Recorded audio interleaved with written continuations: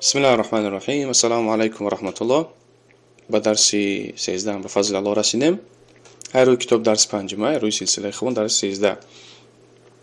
کسی که موضوع مضاف و مضاف الیه عموما نمیدونه چیه، به نوار گذشته مواردی که مضاف و مضاف الیه در مدت 3 دقیقه بیان کردیم به اون مراجعه کنه، با بیا باز بگرده به درس 13.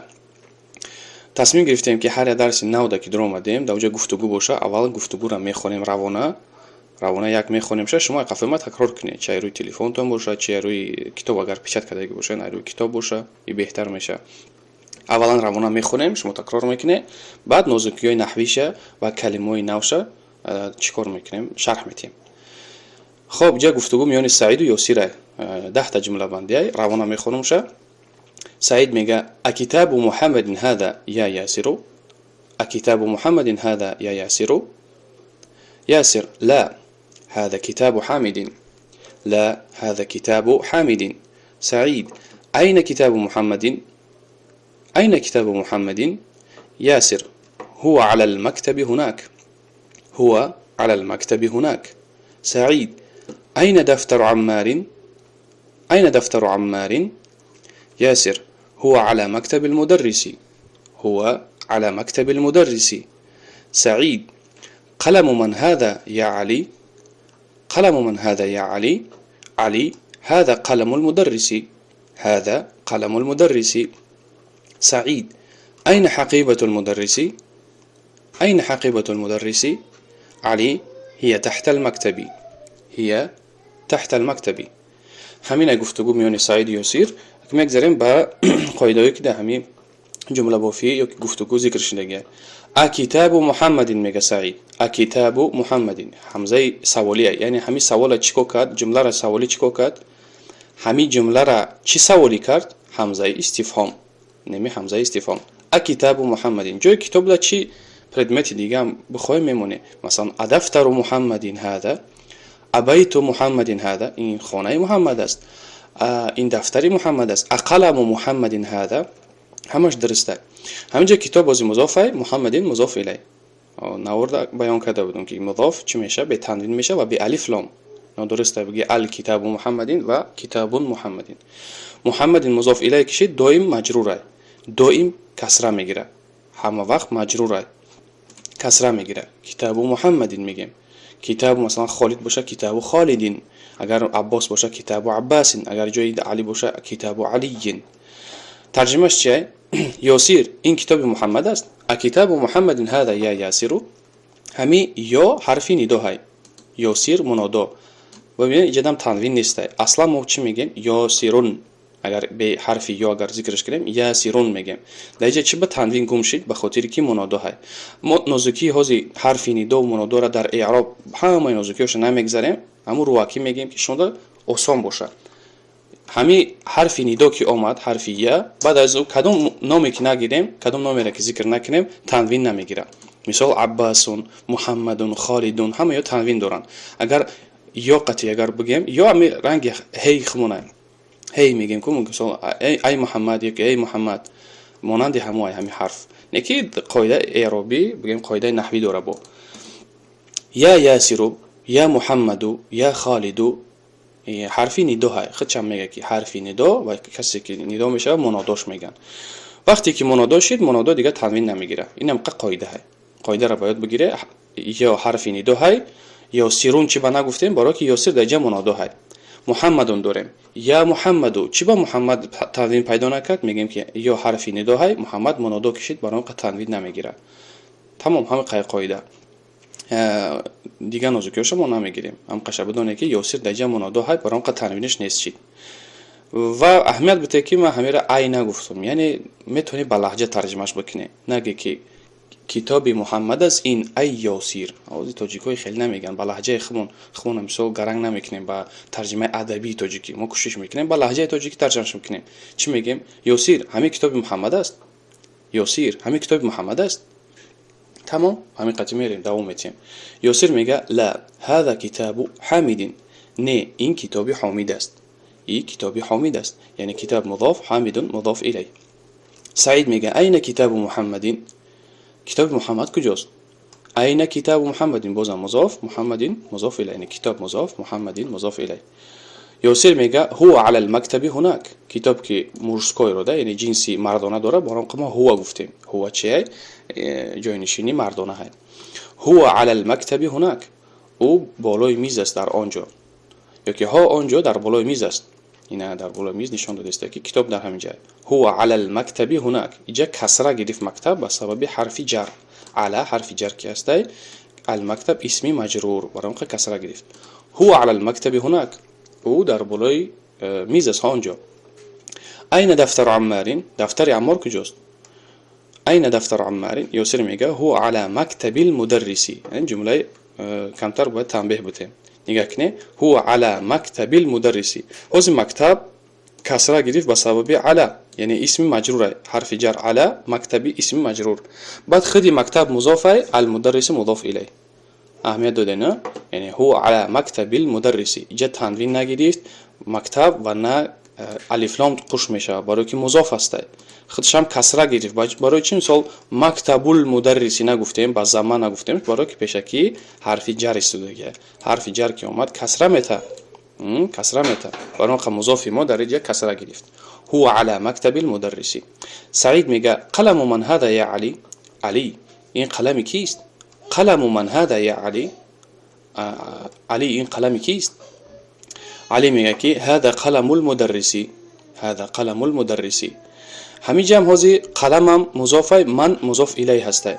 نه که من از جهتی چی بگم مضاف الیه اگر اسم باشه، مثلا اگر عمار باشه جا قلم عمارین میگفتیم، قلم عمارین.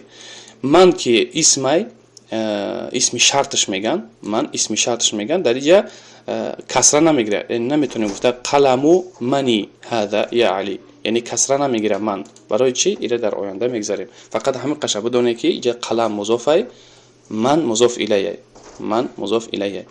قلم من هذا یا علی، قلم کیست؟ علی. علی میگه هذا قلم المدرس، این قلم معلم است، این قلم معلم است. قلم مضاف، مدرسی مضاف الیه، برای کسره داره. این حقیبه المدرس، این حقیبه المدرس. حقیبه جمدان، یکی چمدان میگیم خمونم، تاجیکو بازش جمدانش میگم. حقیبه اینها کجاست؟ چمدان معلم، چمدان معلم کجاست؟ حقیبه مضاف، المدرس مضاف الیه. کلمه نو حقیبه جمعش حقائب، چمدان ها. علی میگه هی تحت المکتبی، او در زیر میز است، او در زیر میز است. او زنانه اختیار کرد، یعنی جنس کرد به خاطر که جنسی زنانه. حقیبه، حقیبتون جنسی زنانه، ایتای مربوطه شناختیم که چیزی زنانه های، برای اون جاینشینی زنانه اختیار کرده اینجا. هی تحت المکتبی، تحت ظرف چیه؟ ظرفی مکانش میگن. مثلا ما داریم تگ، بالا، ای طرف راست، ای طرف چپ، قفا و پیش. در عربی چی میشه؟ امام، خلف. امام پیش، خلف ای پشت، ای بالا فوق، ای طرف راست یمین، ای طرف چپ یسار، ای تگ تحت میشه. ای تگ تحت ما میگیم تحتی، تحتی استول میگیم، تحتی میز، یا که تگ میز تحت میشه زیر تگ. همین هم دوی مضافه، ظرفی زمان مکانم دوی مضاف میشه.